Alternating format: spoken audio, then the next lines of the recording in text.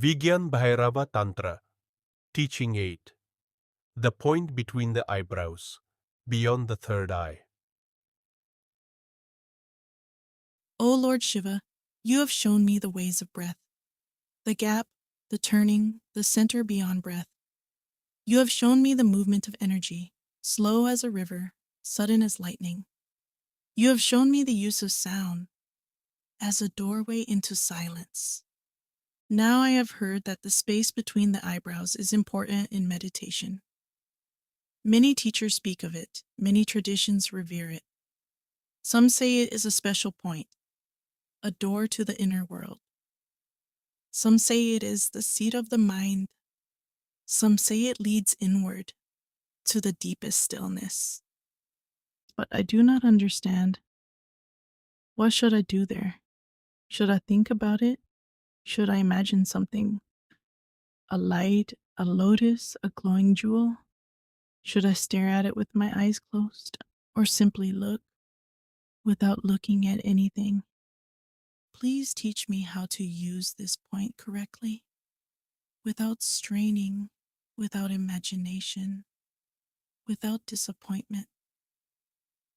Parvati, the point between the eyebrows can be used as a doorway if approached correctly. But understand this clearly.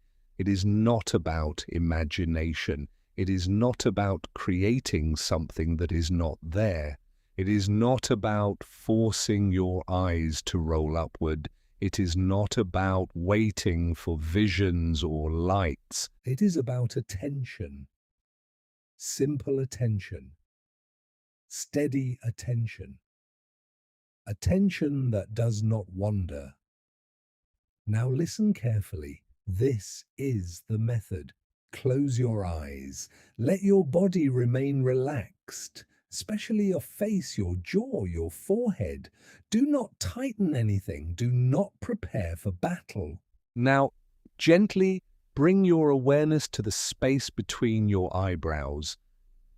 Not between your eyes, the space slightly above them, where the bridge of the nose meets the forehead. Do not strain. Do not force the eyes upward. Let your eyes rest naturally, as if looking at nothing, or as if looking at the back of your own eyelids. Some people roll their eyes up unconsciously. Do not do this intentionally. Let the eyes be soft. Let the forehead be soft. Let everything be soft. Just a soft attention, like placing a feather on a still pool of water. No pressure, no force, no expectation. Remain there without thinking. Do not describe it to yourself. Do not say, "Now I am at the point between my eyebrows." That is thought. Thought is not attention. Just be there. Do not imagine light. Do not imagine a flame. Do not imagine a blue pearl or a lotus or a deity. Imagination is the mind creating something. Awareness is the mind noticing what is already present. Do not create, only notice. Do not expect anything. Expectation is the mind leaning into the future. This practice is here now, not tomorrow, not after 1,000 hours, now.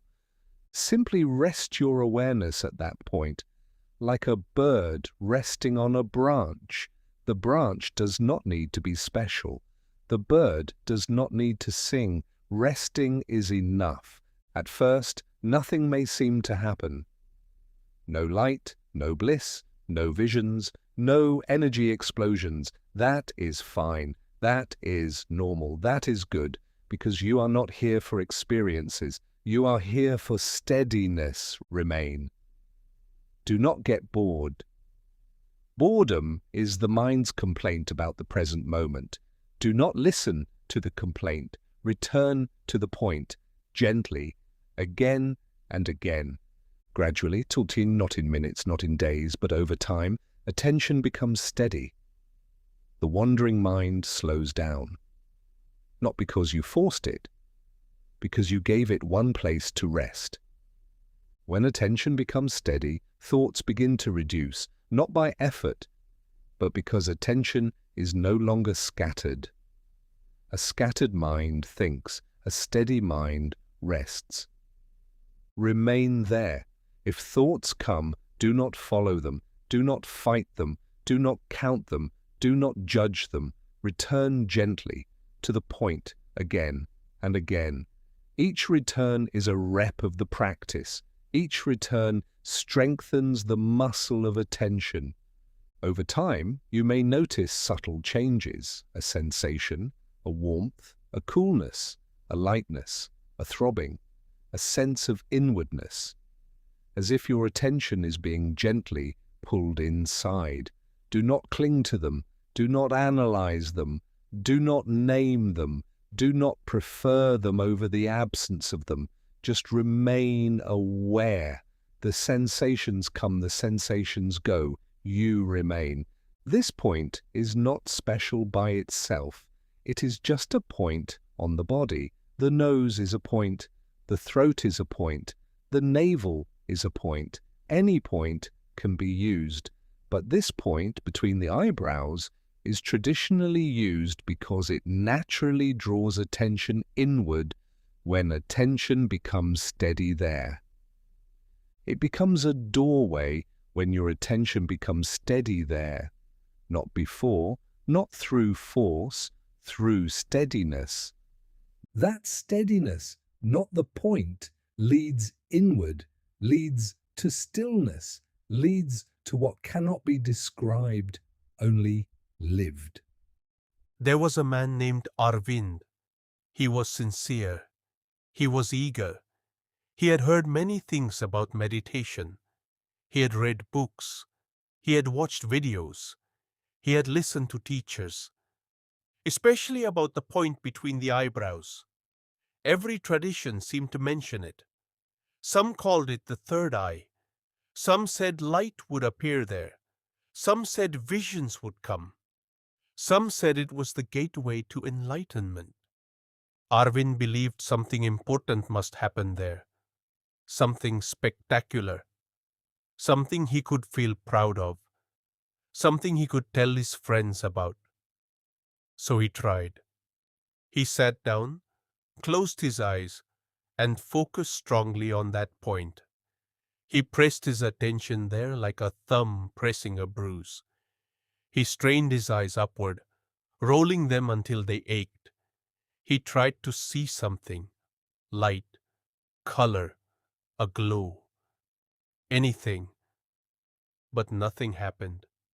Only tension, headache, frustration, a dull ache between his eyebrows that lasted for hours. He stopped. He thought, this method does not work. Or maybe I am not ready. Or maybe I am broken. A few days later, he was sitting quietly, not trying anything, just resting after work, and he remembered something his grandmother once said, "Do not squeeze the fruit. Let it ripen on its own." He decided to try again, but differently. This time, no effort, no strain, no expectation, no demand for light or visions. He sat quietly, closed his eyes, relaxed his face, his jaw, his forehead, his eyes, and gently, like placing a flower on water, he placed his attention between the eyebrows. No forcing, no expectation, just awareness. At first, nothing happened. No light, no bliss, no visions, just a faint sensation, or maybe not even that. Maybe just the feeling of attention resting somewhere. But he stayed, not because it was exciting, because he had decided to be patient. A few minutes passed. His mind became slightly quieter, not completely silent, but less restless, like a room where several people were talking, and one by one they left. He continued. Day after day, sometimes for 5 minutes, sometimes for 10, sometimes for only 2. Slowly, over weeks, his attention became steady. Not perfect, not unshakable, but steadier than before, like a candle flame in a room where the wind has stopped. And with that steadiness, his mind became calmer, not because he forced it, because he stopped interfering, because he gave it one place to rest, because he stopped chasing every thought that appeared. One day, he felt something subtle, a lightness between his eyebrows, not pressure, not pain, something softer, almost like a gentle pulling inward, as if his attention was being drawn into a deeper space. He did not grab it. He did not analyze it. He did not say, "Ah, finally, this is it." He just continued, gently, steadily, without expectation. Later he realized something. It was never about the point. The point was just a support, a place to rest attention so it would stop running around. The point was not magical. Attention was the real factor, and steadiness was the key that turned the lock. He smiled. He thought of his grandmother. "You were right," he whispered. "Do not squeeze the fruit." Now you try. Guided practice. Sit comfortably. Let your body be at ease, not stiff, not slumped.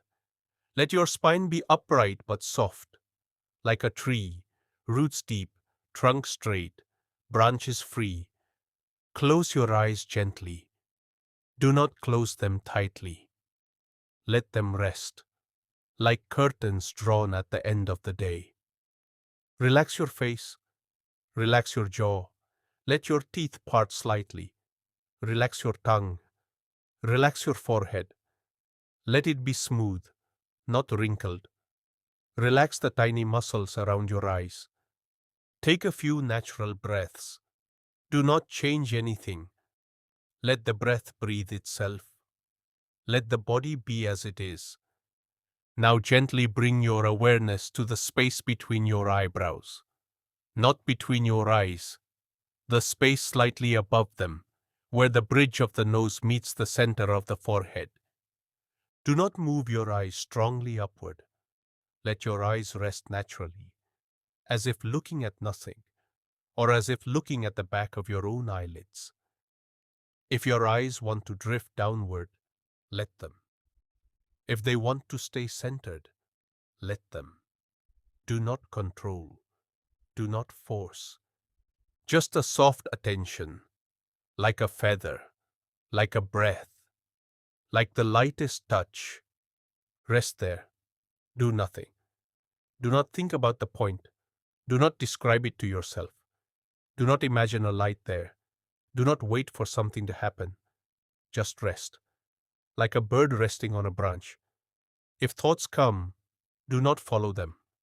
They are not enemies. They are just passers-by. Let them walk past. Do not invite them in. Do not chase them down the street. Return gently to the point, without anger, without judgment.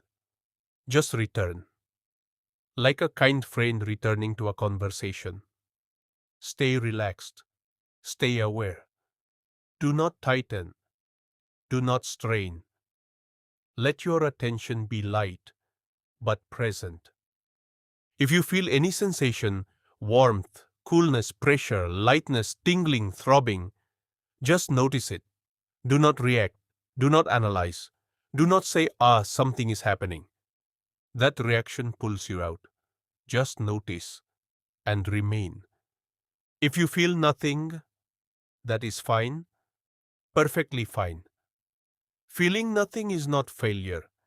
The absence of sensation is also an experience. Do not prefer one over the other. Remain. Continue. Continue for a few minutes, or for as long as feels natural. Do not watch the clock. Do not measure your progress. Let attention become steady, not through force, through repetition, like water wearing down a stone, not by strength, by persistence. The 7 mistakes. and how to avoid them. Forcing the eyes upward. This is the most common mistake. People roll their eyes up as if trying to look at the point from inside. This creates tension. Tension in the eye muscles, tension in the forehead, tension in the whole face, and tension is the enemy of steadiness. Let your eyes rest naturally. Do not consciously direct them anywhere. Trying to see light or images. This creates imagination, not awareness. The mind begins to paint pictures, a blue light, a golden orb, a glowing lotus. These are thoughts masquerading as experiences. They are not real. Do not ask, "What do I see?" Ask, "Where is my attention?" Attention is the practice, not visions. Expecting quick results. This method works through steadiness, not instant experience. Steadiness takes time, like learning to balance on a bicycle. You do not expect to ride perfectly on the first day. You fall, you get up, you fall again. And one day, without noticing, you are riding. Do not demand that today be the day. Let it unfold. Thinking the point itself is magical. The point is only a support, a place to rest attention. The nose could work, the navel could work, the heart could work. The point between the eyebrows is traditionally used because it naturally draws attention inward. But it is not magic. Attention is the real factor. Do not worship the point. Use the point, and then go beyond the point. Losing patience. When nothing happens. If nothing happens, people stop. They say, "This does not work." But nothing is supposed to happen, at least not at first. No explosions, no fireworks, no angels singing, just attention resting. That resting, so quiet, so ordinary, so unexciting, is the practice. Do not leave because you are bored. Boredom is a sign that the mind wants entertainment. Do not give it entertainment. Give it steadiness. Analyzing sensations. If something is felt, warmth, pressure, lightness, pulsing, do not think about it. Do not say, "What does this mean? Is this my third eye opening? Am I special? Is this a sign of progress?" All of that is thought. Thought pulls you out of direct experience.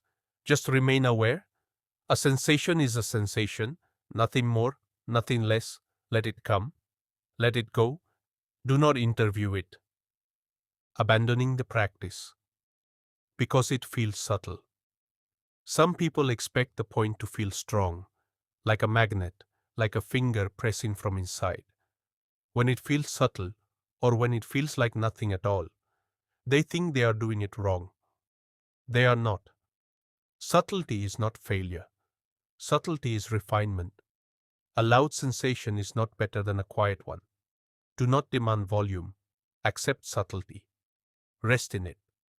That subtle resting, that is the doorway. Practice this daily, gently, without strain, without expectation, without the hungry mind that wants results now. Let your attention rest at the point between your eyebrows, not as a soldier standing guard, but as a guest resting in a comfortable chair. Soft, steady, present.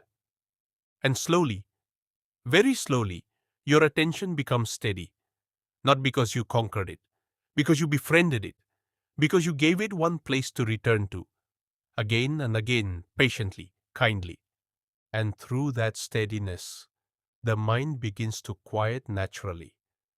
Not through force, not through battle, through rest. The point is not the destination. The point is the doorstep. Steadiness is the key. Stillness is the room. And you are the one who has been standing outside, knocking, waiting to be let in. The door was never locked. You just never rested long enough to notice. Now rest. That is the whole teaching. If this teaching touched you, make a gentle commitment, not to perfect practice, but to gentle returning. Commit to resting at the point between the eyebrows every day for the next 21 days, even if only for 5 quiet minutes each morning. If this brought you even one moment of clarity or deep rest, like this video, subscribe, and turn on the bell for Teaching 9. Share it with someone whose mind feels scattered or restless. You are not alone in this journey. I will see you in Teaching 9. Until then, rest in the steady attention that leads inward. Om Namah Shivaya. End of Teaching 8.